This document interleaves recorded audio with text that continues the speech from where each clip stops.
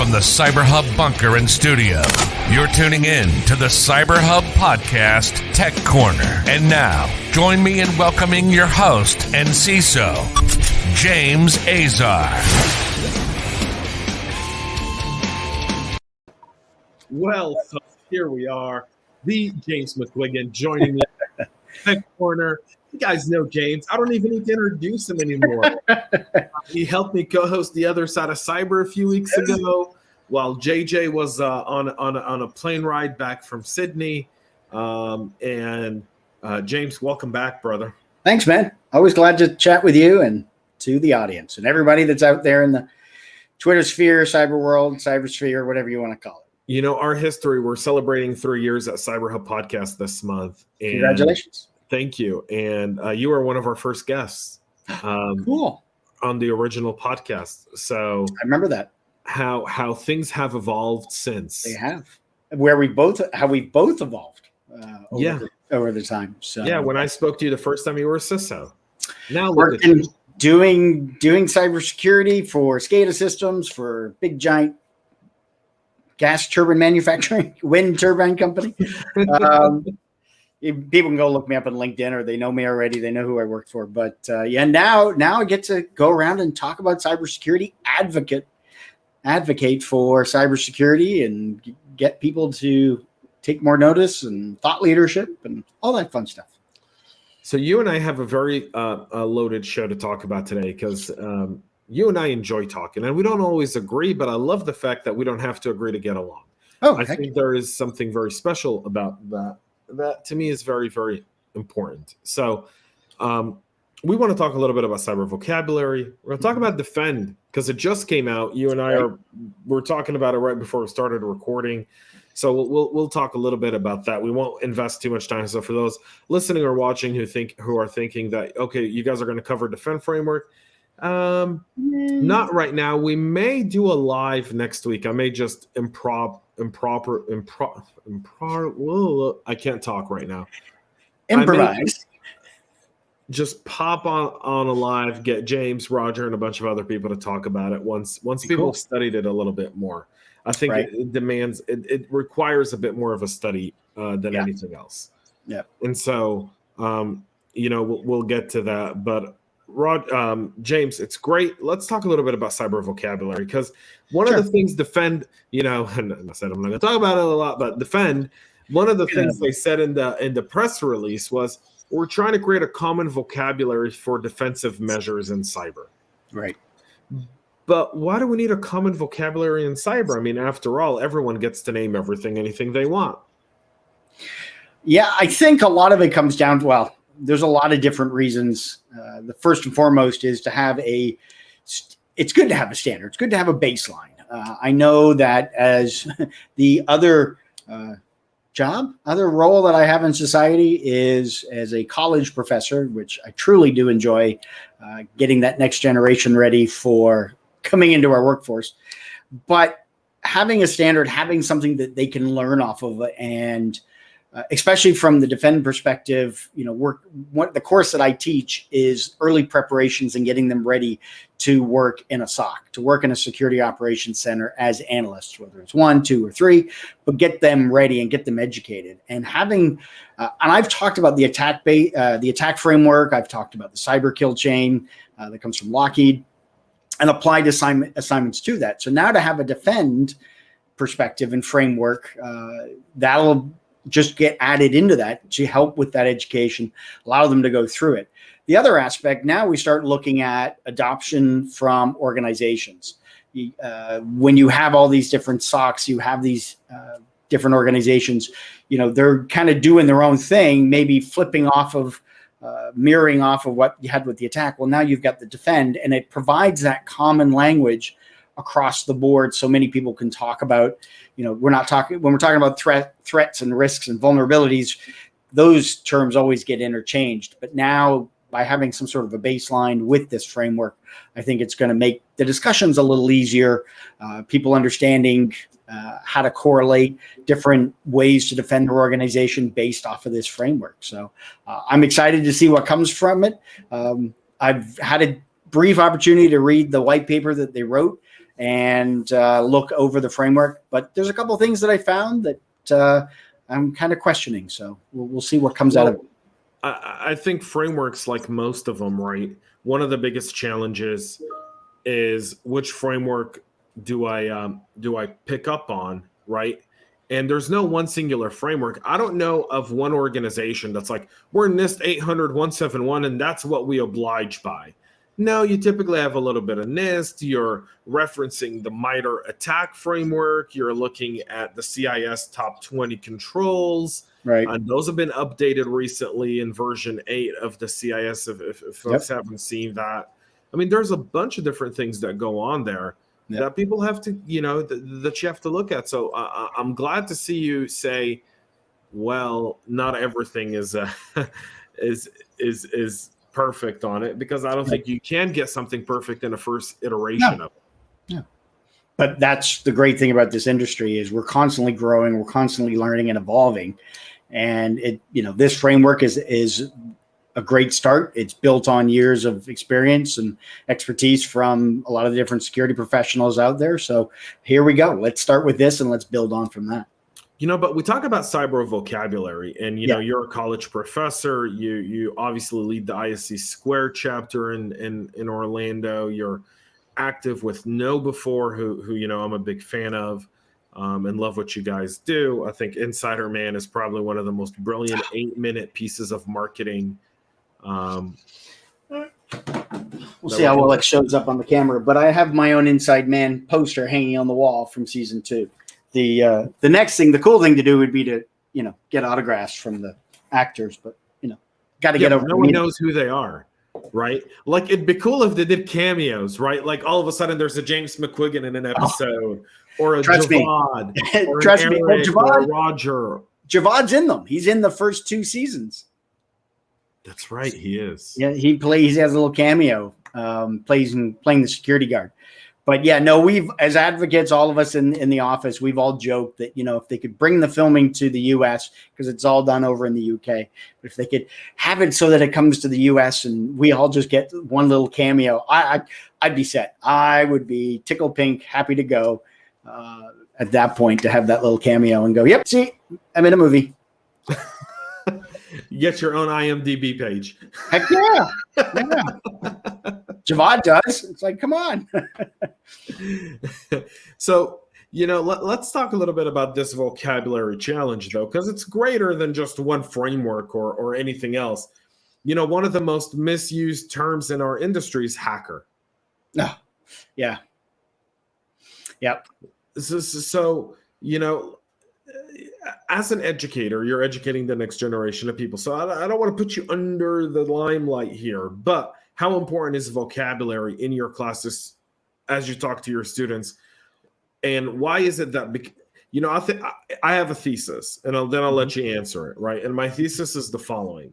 The reason we have so many challenges of the business understanding security is because the moment the business looks something up or reads something and they read a word that to them means X, but to us means Y. Well, when we're not speaking the same language, it's very hard for us to get the message across. Yeah, it goes.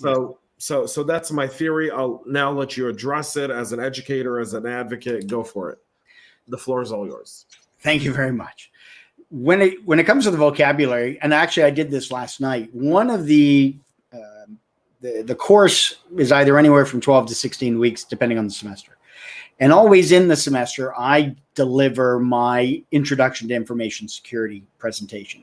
The Courseware, as I said, focuses on cybersecurity, security operation centers. And they're learning how to secure Windows, they're learning how to secure Linux, they're learning how to use Wireshark, and then they start learning about looking at seams and security onion and those kind of things. Well, one of the things that I do early on, and I did it last night in this semester, is I give my introduction to information security.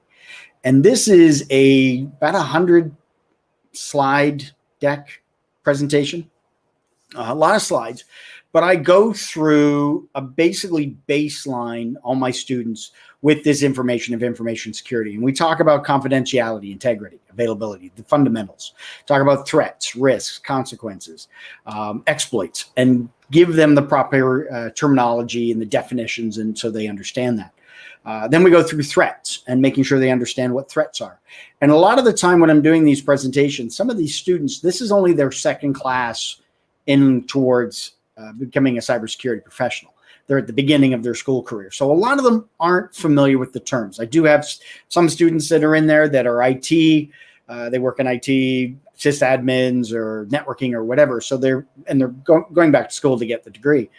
But essentially, I don't know where everybody's expertise level is. So I just kind of baseline everyone. But when I give the definitions, when we're talking about things like vulnerabilities, I'm giving real world examples of things that they would be familiar with. Things like your home. If you have a vulnerability at your home, what's that going to look like versus an exploit versus, and then managing that risk and managing how you manage that risk for your home. And so kind of get those parallels for them so that they get that understanding.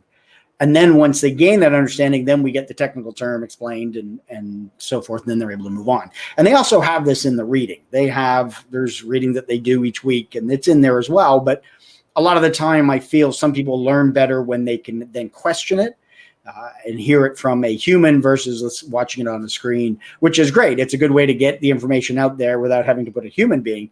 But sometimes people need that extra bit of information and understanding to kind of let it sink in. Yeah, I mean, the challenge with the beauty of what you just spoke about is you're getting the baseline done for professionals. And I think one of the biggest challenges from a security perspective is we're not always talking the same language per se as someone in business. Right. And we see that with the naming of threat actors or vulnerabilities. Right. There's a bunch of different things that go on there. How do we start to really address that? We had a fun discussion the other day at the office with regards to the term, getting away from using bad guys, getting away from threat actors. Personally, threat actor puts a bad light on actors, and I'm very connected to the theater community, and so threat actors kind of goes, yeah, not too keen on that, even though actor can mean male or female, and that's a whole other discussion.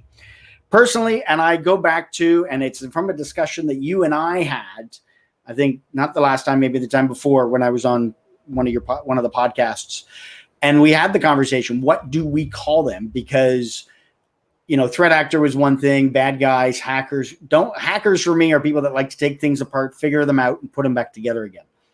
It's gotten a bad rap. Even for the last 20 years, people have been trying to change it. So for me, the term is cyber criminal, where they're doing a criminal act, whether they realize it or not, but it's a criminal act, mischievous, malicious, and it's in the world of cyber. So cyber criminal is the term that I like to use when it comes to explaining malicious people with malicious intent, either to gain access into an environment they're not supposed to, or unauthorized access into an environment, or looking to steal data, information, and so forth. So for me, cyber criminal is the term that I'm comfortable with. Adversaries.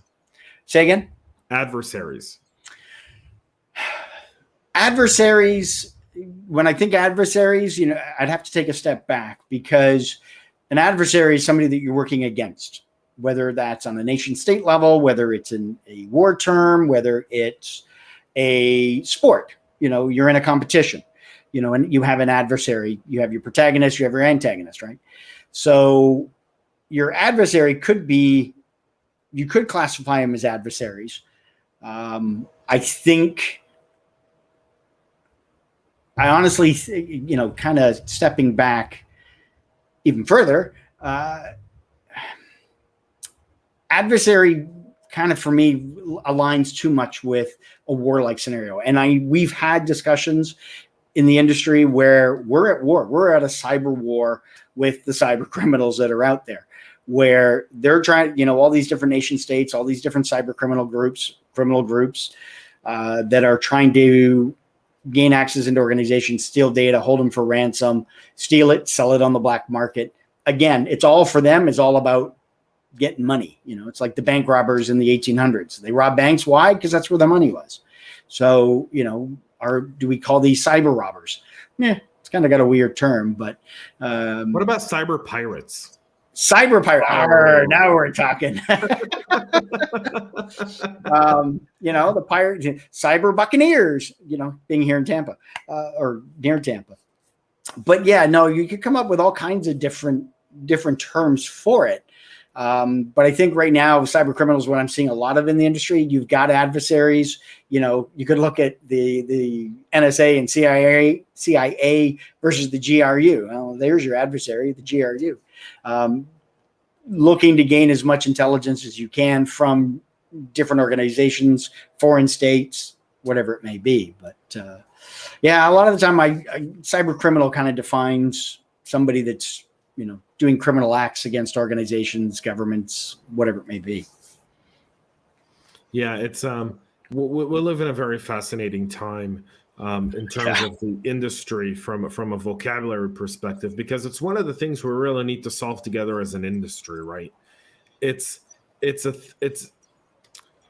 the challenge we have is that if we don't solve it, if we don't address it, we risk losing more than we gain.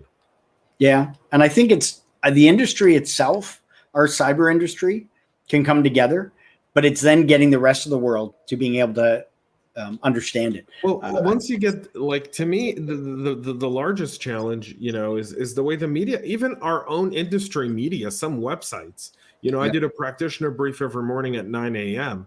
And even then, I have some websites where, I'm reading an article and they use the term hackers. And I'm like, no, those aren't hackers. Those are criminals. Right. But then they define real hackers, what you and I consider to be hackers, as security researchers. And I'm like, well. Yeah, okay. Okay. Yeah. You're stretching it there. But yeah. No, but security researchers are going through, finding the vulnerabilities, and then figuring out ways, the weaknesses in various websites, databases, cloud servers, and so forth. Yeah, no, I agree. But yeah, no, I did. I've done several TV spots over the years, and when I've gone in and they've talked about, all the hacking going on, I'm like, it's all the data breaches, all the data leaks, unauthorized access. But for people, it's just, if you go up to somebody on the street and go, hey, do you know what a data breach is? They might be able to tell you. But if you go, hey, what's a hacker? They'll be like, oh yeah, it's those. It's those computer guys that are breaking into things all the time. Yeah, it's a challenge. I will say that. To me, it's something that really does bug me. By the way, it's something I've been talking about for years now, because I think it's something that we really do need to address it. And I've been a firm believer that MITRE as a nonprofit should take that lead and create a vulnerability name, kind of like how they do in hurricanes. Preseason, a bunch of people get together to have a committee. Yep. They establish, I think, 27 or 28 names for the storms. And if we ever reach, Storm Xena, we're in trouble, right? We've had way too many storms for that year. And then we get into the Greek alphabet. But I know out there's a variety of different security vendors that use their own naming convention, and some of being accepted, some you hear in the media, they get used. But I think, that's what that particular vendor is using for their attribution. And you have other vendors using different names. So that kind of confusion is out there. Then you almost need a adversarial chart to say, okay, so this organization calls them this, but then there's another organization that calls it this, and it's also this same name as well. I've seen a couple of those spreadsheets over the years, but as more and more of the different nation state groups and the criminal groups and the hacktivists that are out there, they start getting all these different names. It starts to get a little confusing with across the different vendors. But I agree. Let's talk a little bit, I want to talk a little bit about the whole concept of what we're seeing kind of take place in the workforce now. So. Okay. A lot of different things are going on in the workforce from workforce development perspectives. You have, I think, a very awesome insight because you come from a perspective of an educator, but you're also a practitioner. Mm-hmm. What are some of the main challenges with getting the right people in the right roles? Yeah, I mean, what's the stat? Over 3.5 million people needed in the next few years. Depends who you ask. Depends who you ask. Yeah, we need a lot of people, basically. And I saw somebody post on LinkedIn today, and I'm forgetting who it was, but it wasn't a matter of, and I think you commented too, was something along the lines that, don't be worrying about all the expertise and the technical know-how. It's the potential. Do they have the initiative? Do they have the capability to learn? And I remember a boss that I had years and years ago, we used to talk about the big I, and that was initiative. Were there people that would just go and follow the procedure, and then when something went wrong, they threw up their hands and said, "Oh, it doesn't work. I can't fix it. I don't know what to do." It's kind of, we used to use the analogy or the example from the Disney Pixar movie, A Bug's Life, where the ants are walking along carrying the food. And next thing you know, a leaf drops in front of them and the ants all freak out. And the lead ant goes, no, come on. It's okay. We're going to walk around the leaf and keep going. And I think that's one thing that I'm seeing that's missing. I see it in education. I see it in the real world, is that initiative, that ability to go ahead and troubleshoot. When you're going forward and you're doing something and something that you're not expecting drops in front of you, and you go ahead and kind of go, "Oh, can't do it. Don't know what's going on." But being able to go through and troubleshoot, that was one of the things that I learned early on in my career, mainly because it was in theater, and a lot of it was troubleshooting. You're trying to build a piece of scenery, or hang a piece of lighting, and it's not working, and so you have to go through and troubleshoot it. With lighting, it was all about electricity. If the light wasn't turning on, okay, does the light work? Plug it into another plug. Okay, it doesn't work in another plug. Okay, all right, let's check the lamp. The light bulb itself. It's like, oh, the light bulb's blown. Okay, replace that. But going through that troubleshooting, now we get into, I fast forward late 90s when I'm working at a help desk, and they give you the scripts and they give you the steps to troubleshoot. And then I still remember people would follow those scripts, but then something weird would go on and they wouldn't know what to do. And it's like, no, okay, we got to take a step back. Let's break down the problem that you're having with that CD-ROM drive, or why the computer won't boot. Are you getting power? Yes. Okay. Are you booting up? Do you hear a beep? Do you get the post beep? Do you then get to the Windows startup screen? Can we go into Windows safe mode? All these different steps. Yeah, you can write them down, but it's also having that understanding of what it is that you're troubleshooting. And if not, then breaking it down into the simple parts and troubleshooting those. And that's kind of one of the things that there are people that get it and there are people that don't get it. And I love the meme from the IT crowd. Have you tried turning it off and turning it on again? Because 90% of the time that does fix the problem. My wife has done that many times in helping her fellow teachers at school. They come into her and go, "Hey, the printer's not working. Have you tried turning it off and turning it on again?" Sure enough, it ends up fixing it. Then if it doesn't, then they got to call their IT folks. But going through and being able to break down, analyze, and then figure out how to troubleshoot it is kind of one of the key things that is really needed, working in a SOC, working, even as a pen tester, red teaming, to be able to go through and break it down and troubleshoot and work through the issue. Because a lot of the time I have students that'll email me and go, "I'm trying to load this particular application, but it keeps giving me an error. I don't know what to do." Google it. Google, using Google as a verb, but going through and research. Years ago, it used to be you went to the library. Now you just get on the internet and you just research it and look up, because you are not the only problem in this world that's had the problem. So you should be able to go through there. Essentially, there aren't too many problems in this world that we don't know the solutions. We just haven't found them yet. And so it's just a matter of being able to go through and find those solutions and have that understanding to be able to go through. Sometimes it takes time. Sometimes it takes a little bit of extra effort, but to go through and be able to troubleshoot an issue, figure it out, and then move on. And I think that's kind of one of the big things that I see that's really needed within the industry. Yeah, I mean, so you brought up a few really, really good points here, and I kind of want to break it down. So one, we talk about the idea of what you just mentioned, which to me is a little bit more about curiosity, passion, motivation. Mm-hmm. Yeah. Things that are intangibles, right? You and I can't teach that. There's no class to get that. You either want it or you don't. On the other hand, there's the aspect of actual skills that are required to do the job. And not all skills in security are technical ones. Nope. Right? A lot of skills are very much analytical in nature, or I like to call them diagrammed in nature. Why do we still have a challenge even filling those roles? Where's our disconnect today? Right. Yeah. I think a lot of that is, and I wrote about this in a blog several years ago, where we've got such this shortage of people. We got to go look at another barrel.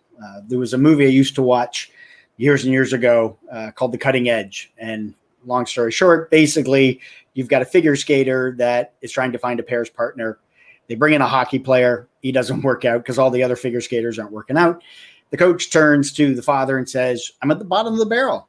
We're running out of options. And the father goes, find another barrel. So essentially, when it comes to security, there's a lot of different things that we can align the skills and traits that we need back to, other skills. So when we've got analytics, we've got data scientists, we've got people that have the ability to go through and analyze complex situations, people that are great in math, being able to break down those complex things. You've got people that work in HR that could be great for security awareness people because of the communication capabilities they've got. Same with marketing. I think you can teach people the cybersecurity aspects, the technical aspects as well, and put them into SOCs or red teaming or whatever it is that you're trying to do. It might take a little extra training, and then people go, well, great, we train them up and then they go leave elsewhere. But what if you do train them up and then they stay? If there's a reason for them to stay and the company's good, then hopefully they should be sticking around. If you have people leaving after you train them, then there's something wrong with the company. Yeah, easier or done, or you're not giving them the opportunity. I think one of the largest positions that has the highest turnovers is a entry-level SOC analyst. Yep. Right. Yep. Help desk you can't keep them. Right. Yeah, because once you start getting a year or two of experience, you're almost considered senior in this industry. You've got, those 1 or 2 years experience, and working on a SOC is not easy. It's a lot of hard work. It's long hours. It's a lot of analytics, pouring through logs, verifying, what you're seeing is accurate, removing the false positives, those kind of things. And yeah, it's long and tedious. And then if you have an incident, then it's all hands on deck and long hours and everything else. Yeah. So it is a matter of them getting burned out, and they do end up going elsewhere. And if there's ways that within those organizations that go work on the help desk, you do it for 6 months, we're going to move you up, and you kind of have that rotating, some people like to work in the help desk. They like the troubleshooting. It's easy. They can do it. It's a paycheck for them. Then you get the people that have the passion and the drive, and they want to go even further, and they work on the help desk for 6 months, and then they get onto the IT team. And next thing you know, they're within 3 or 4 years, they're working their way up to manager within the organization. But it's also important that in those SOCs, those, when you've got people being burned out all the time, that they're being taken care of. Otherwise, if you're not able to take care of them, then yeah, they're going to end up leaving. And we've heard those stories time and time again. Yeah, I mean, so that to me is the issue of leadership, right? Yeah. And so much of that has to do with we're not really leading the way we should be leading a security team. Yeah, we're managing the team. We're managing. We're not leading. Right. You've got a lot of CISOs, that are micromanaging, that are dealing with the day-to-day rather than strategizing, rather than building relationships, rather than building bridges.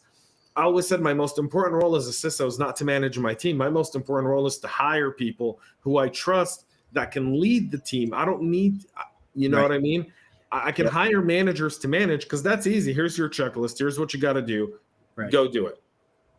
It's simple. Yeah, it's all about leading and guiding and getting the obstructions out of the way so that your team can do the job that they're there to do. When you've got people that are burning out, then it's like, okay, do we need to bring in more resources? Do we need to, make sure you do get vacation or you take vacation? Do we need to make sure that there are breaks throughout the day? Do we need better technology? You still need the pilot to look at the data. So do we need a couple more pilots in there to help with the workload? Well, what does that end up costing the organization? Yeah, that's very funny. Not funny, but here's the tragic part. Earlier this week, I think I reported on the Carnival breach. I think they're fourth within a year. And I had some people send me messages and go like, what have they been doing? And I'm like, I don't think people understand the challenge some of these organizations had over the last year and a half. Carnival, for example, made $0 in revenue. Right. Not because they didn't want to. They couldn't. They couldn't. Right. Yep. Right. And the bailout that they did get, I was going to say, maintaining their fleet, which it cost a lot of money to maintain a ship. All those cruises lost millions and millions of dollars last year. And you have to think about it. Each one of those ships is a floating data center because of all the computers and all the systems they've got on board that, you've got, whether you've got SCADA systems they're little cities. You think about it, those cruise ships, but you've got the turbines that are the engines that are propelling and generating electricity. There's SCADA systems surrounding those. So you've got an OT environment, you've got telecommunications. You've probably got some sort of financial aspect because of if they're a casino, they've got casinos on the ship. You've got all the bar. That's not how it works though. So the way it works on the ship is they get your PCI data before you board. They give you a card. It's kind of like a ship card, right? Yeah. And you've got money on it, but then as it dwindles, you go and you essentially charge it back to your card. Yeah. But even still on the back end of that, further back, they've got the finance, the PCI aspect of it as well. But pretty well every company part now because of COVID. Right. Because of COVID. Yeah. You've got all that, the testing and stuff that's going on as well. So there are little cities in and of itself. And we've seen how, City of Baltimore, City of Atlanta, City of Stewart here, they were constantly targeted because they had all this information and all this data that was a smorgasbord for the cyber criminals that were out there. Right. So going after cruises, it's no big, theme parks, entertainment companies, the cruise lines. But the fact that Carnival got hit the fourth time is kind of, I was sad to see it. It was like, oh, again, what happened there? Whether it was left over from the previous attacks or fresh attack. Again, it's a fresh attack. It's one where I think most people don't quite understand business, and it's very easy for a lot of cyber people to go, what are they doing? You're like, well, when you don't have revenue for a year and a half, and this little revenue that you are getting in the form of a bailout from the government is going to maintain your ship, because guess what? I've got priorities right now. And if my ship isn't seaworthy, if it's not maintained to be seaworthy, the moment things open up, I stand to lose more money. Even more. So I'm paying more to I'm paying my maintenance employees to maintain my ships. Yep. I might be doing some upgrades to some of my ships, but I'm not really focused on security as much. Not because I don't want to, but because that's not where my priorities are. Where the priorities at the moment. Right. But prior to COVID, they had been hit several times. So either they got hit 4 times in the last 15 months. Right. And that's all within the COVID timeline. The first breach, though, was pre-COVID. The first breach was pre-COVID. The first incident they had was a ransomware incident. It was pre-COVID. Right. Then they had a issue with something post that, which I believe wasn't even their fault. They hired a vendor to do something for them, and then that vendor left something, left it open. Yeah, left a connection open. Yeah. So, I'm not blaming them. I'm definitely not their defense attorney, but I always like to look at the full picture. Yeah. Right. Because, when I look at Equifax, I'm willing to sit here and say that's a systematic failure in leadership and in personal responsibility and accountability to the job you were hired to do. Yep.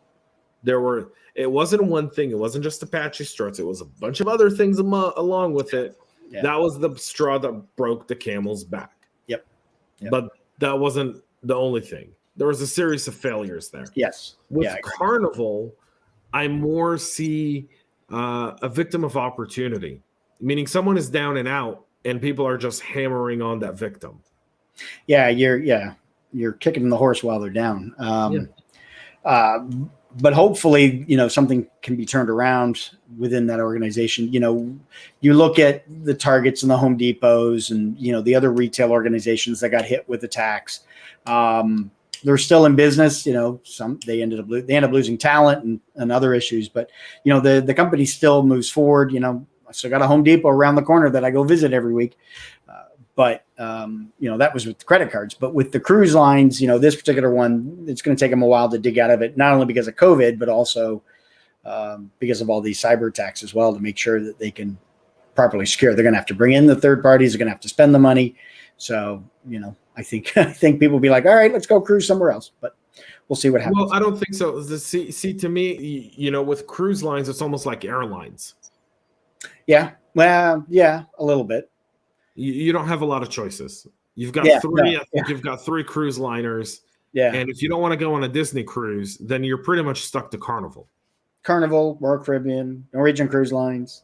Sorry, I've just been researching them because I'm taking a cruise next year. So I've just spent the last 6 weeks looking at all the different cruise lines out there to go on a cruise for next year. So yeah, it's there aren't as many. It's almost like there aren't a lot, right? Yeah, it's like airlines, right? It's not a you don't have a lot of choices. Selection. You got your top 3, 4 people organizations that you're going to use. Yeah, no, I agree. Right.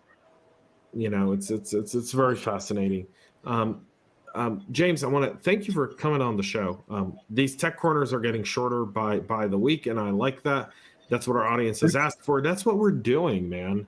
Yep. They want to get stuff simpler, faster. We'll give it to you. Yep. That's what I want to do. Definitely. And you're on Clubhouse, Other Side of Cyber. You've got the daily morning podcasts are great to jump on and listen to get a quick bite of the stories for the day. I want to try and shorten those. I'm trying to get them down to 8 minutes, but it's very hard because I like the interactiveness with the audience. And I've been noticing you're getting more folks coming on and interacting. So you may have to pull it down to 2 stories and just kind of go from there. Yeah, I may have to do that. But the challenge is, how do you pick 2 out of 4 that are critical? Yeah. Like I look at this morning, right? So we're recording this. It's Wednesday, June 23rd, so people can go back and listen to it. But I had 3 patches this morning that were all critical: VMware, Palo Alto, and SonicWall. Yep. Yeah. Which one do you pick out? That would be you kind of lump all 3 of them in together. Right, and that's what I tried to do this morning. I think I lumped them all within 5 minutes. There you go. But then talking Defend and Iran took a whole other thing. Yeah. Well, Defend is something, it sounds like you're already going to do something next week. So that'll be, you'll be able to dive deeper with that, just kind of handle your announcement of it. But yeah. Yeah. So, Clubhouse folks, join us there. James, tomorrow morning, Other Side of Cyber. Other Side of Cyber with the awesome, magnificent, talented JJ. Yep. By the way, whenever we do the Other Side of Cyber on Clubhouse, folks, it's the party of J's on stage. It is. There's been times where that room's just had James's, Jacqueline's, John's, Jim's, Jimmy's, Juan's, Jorge's. You get a room of J's. Yeah. We don't discriminate with the J's. I think we had somebody come in and their name was Tim or Tom or something, and they ended up leaving. So I figured they just went off to the tea room. To the tea room. Yeah. Wouldn't that be fun if population was decided based on the first initial of your last name? All the J's get to live in this city. All the B's get to go to this city. All the J's either get to live in Juneau, Alaska, or Johannesburg, South Africa. I'll take Joburg. Yeah. I'll take Joburg. James McQuiggan, how can people follow you? Best way really is out on LinkedIn. Just search for me. There are a couple James McQuiggans out there, but you'll see me. I've got this handsome, smiling face. You can follow me on Twitter, but I'm most active these days, kicking around on LinkedIn. Find me on Clubhouse, or you can probably find me listening to your podcast, chatting away on your 9 a.m. Daily podcast. Yeah, sometimes you make it to the Tech Town Square too at night. Yep. Showing up a couple times, depending on what's going on, and if I'm not grading papers or doing other projects. Yeah, the Tech Town Square is always a fun show. It's always fun because it's not just about security. It's far more reaching, and so it casts a wider net. Excellent. Awesome. Folks, James McQuiggan, KnowBe4. Go check out KnowBe4. They're doing a lot of great work. A lot of free tools on KnowBe4's website. Mm-hmm. Lots of free tools. Domain doppelganger. Get started in security. If you go to KnowBe4, you can learn so much about awareness, which helps you identify how an attacker thinks. FYI. If you don't know how to reverse engineer, that's a great way. That's human reverse engineering. See what you're being trained on and understand it, then reverse it. Now, twerk it, and then you're good. You're good to go. You're good to go. Folks, we'll be back with another Tech Corner next week, every Friday, right here on the CyberHub podcast. Please make sure to subscribe and tune in. Thanks to KnowBe4 for their support. Thank you to James McQuiggan. Thank you for all of you for watching and viewing today's show. And Monday, 9 a.m., the Practitioner Brief right here, live on Facebook, LinkedIn, and YouTube, or on your favorite podcast listening platform after the fact. Folks, cheers. Have a great rest of your day. Bye, buddy. Make sure to subscribe to our podcast and share it with your friends and colleagues. And get all the latest information at cyberhubpodcast.com.